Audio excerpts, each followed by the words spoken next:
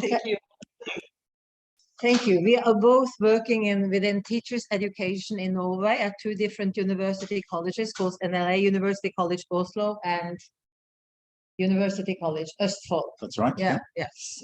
Charlie Keeling and me were both lecturing the same English course for pre-service teachers in 2018-19. Before the pandemic, I was a distant learning course in the far north of Norway.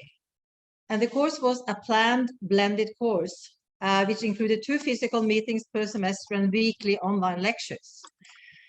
And then the lecturers and the students were trained for online lecturing and the use of videos, online groups, etc. before we started. So how students perceived and experienced this course design resulted in our first study, one published in 2020. However, the study is of limited statistical significance, since the number of students were only 18. It was a mixed method, both quantitative and qualitative. But after the pandemic, we continued our research and expanded the number of students. In the study that we will mostly focus on today, called Study 2, we have collected data from 207 students to get further statistics on how students experience blended and online courses, partly compared to campus-based courses and also compared to the findings in Study 1. And this is not a finished product. Our next and third study in this series will be teachers' perceptions and digital course design. Also a mixed methods, multiple case study of teachers' perceptions and experiences, probably next year. As mentioned, the course design in Study 1 was a planned blended course. In this Study 2, only 50% of the students actually chose online courses. However, many were forced to enroll into online options, mostly due to the pandemic. And where the students in this study come from, I mean, the 207 students, all English courses, mostly pre-service trainee teachers, in-service teachers, but also 1-year foundational English and 1 group of science students.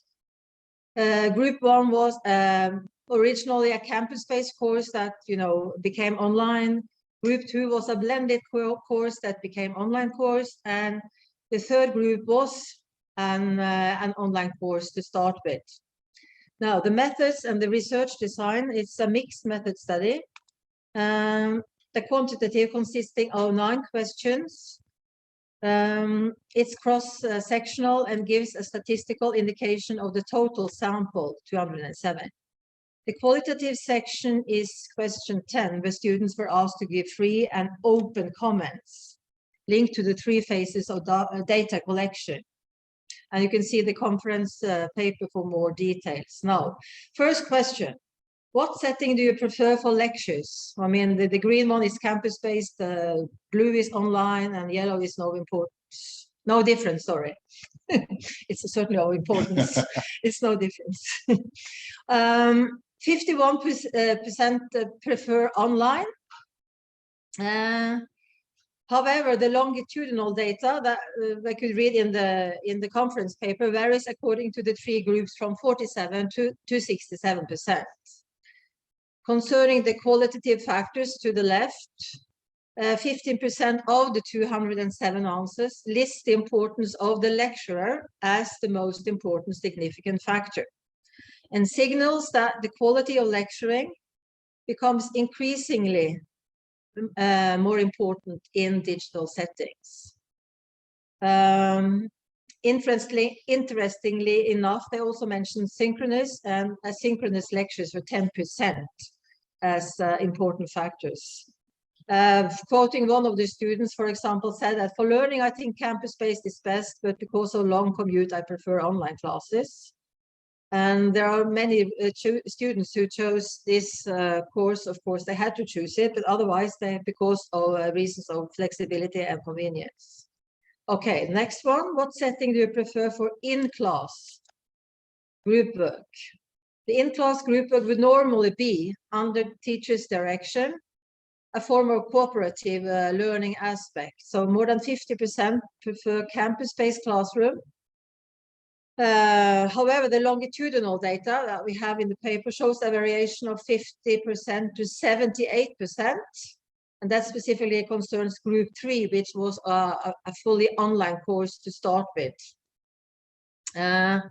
Breakout rooms is being the most positive significant factor, but also the breakout rooms are also negative, that 9% of the 13% mention breakout rooms as something negative.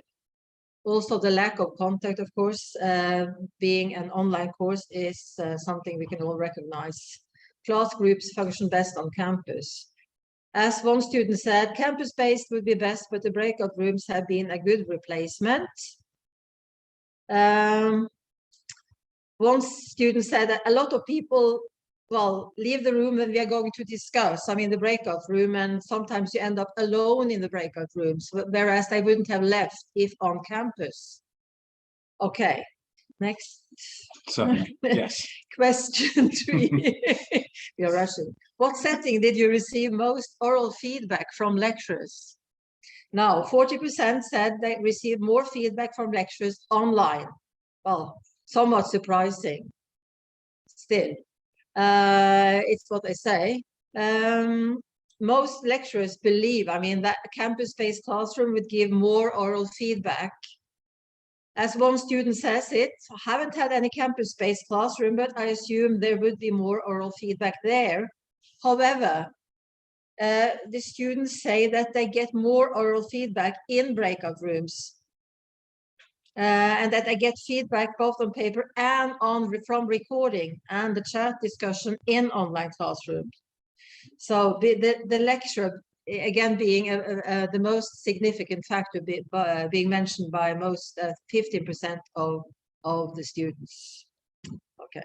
Onwards. Question 4. Lovely. What setting did you receive most oral feedback from students? I mean, student-led collaboration, that is.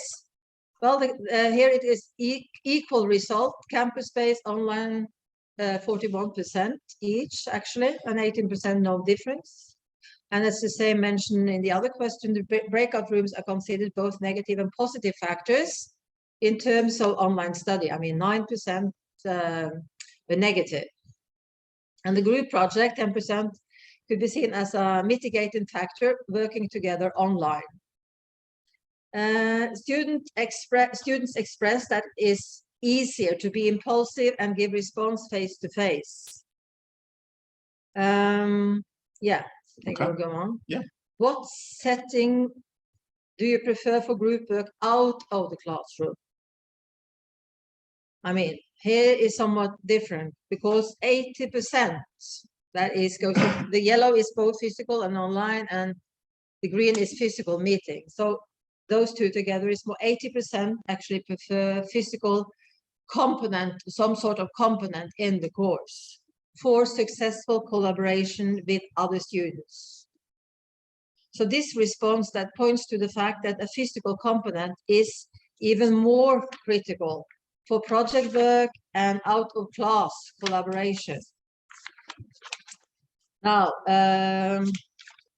students say something like campus-based makes it easier to focus down on the assignment, making it more efficient. Meanwhile, online gives more freedom of using your time when you want to, but at the cost of efficiency. Also, group project being mentioned as a critical component in any course, mostly positive. And as mentioned in the other question, the lack of contact is also here mentioned by 10%. Okay. So, okay. Yeah. Well, moving forward, we also looked at, that was student-led practice and student-led collaboration. And here we asked questions about digital components or components in digital courses. Number 1, we asked how useful recorded lectures were. And in this sense, it could have been synchronous lectures that were recorded or parts of them that were recorded, as well as pre-recorded lectures that could be seen as sort of video-based learning, if you like. Overall, the response was super positive, as you can see, with nearly 50% seeing them as very useful. And if we factor in the did not use category, which is somewhere around 23% there, you've got a sort of 90, I think it's a 97% positive response. to the use of recorded lectures to be used asynchronously. These in the question data, there were comments for question 6, and a lot of the comments mentioned things, I'll come back to this, such as rewatching, ability to take notes, and working groups with the videos as a basis for sort of, synchronization, if you will, as students. Good. We also asked, we used this term, how useful. You can see the categories very sort of strong positive, useful, positive, not useful, a negative, and then did not use at all. We asked about Padlets that were used in the initial group 1 phase.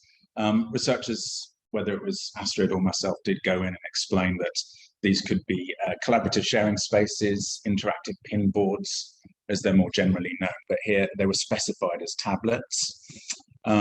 The overall positivity, again, was very strong. They're not as strong as videos for learning. It was about 75% overall with a strong positive, but with a positive, but most of that is in the positive category and not in the very useful category. Padlets also elicited quite a high response rate in comments at 17%, with lots of respondents starting off by saying they were unfamiliar or they had problems with their functionality. It's all a bit too much would have been a typical response in the beginning of 2020 in the first wave of the pandemic, not actually present towards the end in the 3rd phase. We asked about how educational multimedia projects were. Multimedia projects featured in the first group collection, and as you can see from the did not do in lots of the following groups, they didn't do multimedia projects. These were generally to sort of potentially replace traditional oral presentations in university courses, and overall we have a sort of, let's have a look over there as well, a sort of strong positive there with it's 93% positive for the group who did do them. So these were highly appreciated and became part of their group projects. Moving on, we also asked them in a different question format what kind of components they would like to keep.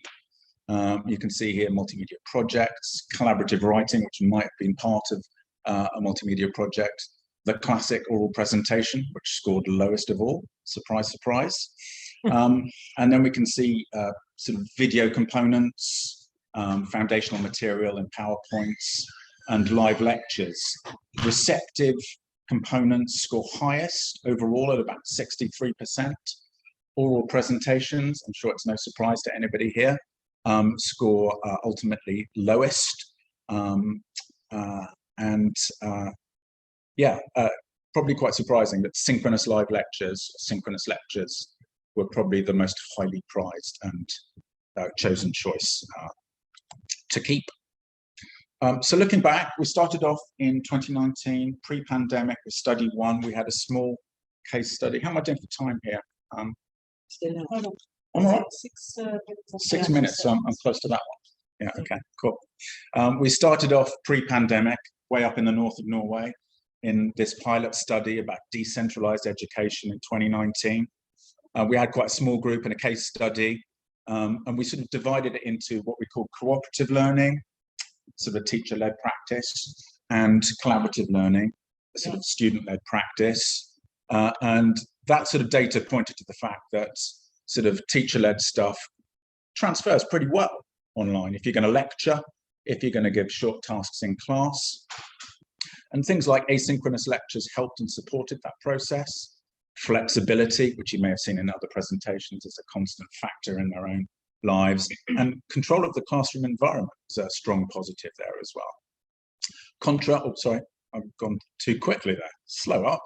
Contra student-led collaboration, which suffered due to lack of physical meetings and social relationships. And so in study 2, we wanted to sort of have a look at some of those. And so questions 1 to 3 start off by looking at sort of teacher-centered practice. Study 2 points to the fact that if you're just going to lecture, give oral feedback perhaps in class and do limited in-class tasks, that it can transfer very well to a digital environment. the things that might mitigate it or improve it. I'm sorry if you can't see that. I can see a few people sort of, I'm going to read it out now. An engaging lecture with words such as engagement, passion, are probably the prime factor. Other words that were used in the data were things like sensitive, sympathetic, and understanding, teamed together with that. Synchronous lectures, according to the students, are a critical component. They keep them in sync even whilst they're enjoying flexibility. So that's an important mitigating factor rather than going fully online asynchronously, as we heard in other courses earlier yesterday. The chat function, number 3, seems to play a very strong role in students' perceptions of being allowed to speak, having a voice and ask questions in synchronous online lectures, and could be researched further. Asynchronous video lectures, highly valued and obviously support the process. In-class work, group work, can function well, can increase peer feedback, but you should consider using the same study groups that are used for out-of-class assignments in-class to allow continuity and to transition between those two environments. Also in the courses, interactive pin boards or collaborative workspaces aided that process in giving continuity between a synchronous online classroom and student work outside of the classroom between. It resynchronizes them, I suppose we could say. In terms of student-led collaboration or student-centered practice, again, this is the area that needs most work and mitigation. It is highly problematic. Study 1 showed that. Study 2 backs that up, that it's where people feel most things like lack of contact, lack of social interaction. Study groups are mentioned a lot in the data, in the qualitative data, as a support network and structure, and using those study groups in classroom as well to bridge between synchronous online activities and asynchronous student-led activities.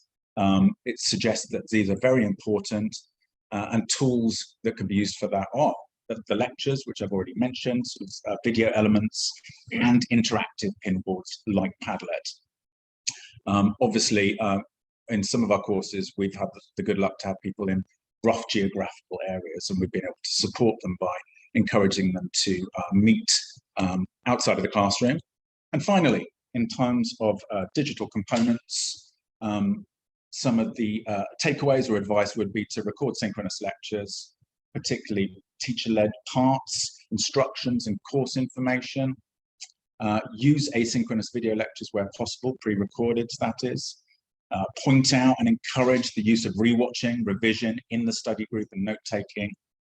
We also have strong suggestions that interactive pin boards or collaborative spaces can support that process, as well as using collaborative multimedia projects to replace traditional elements like oral presentations. I think that's exactly on time. Amazing. Whoa! Amazing. What is it? 20 minutes. We were totally synchronous on 9 that. minutes. Perfect.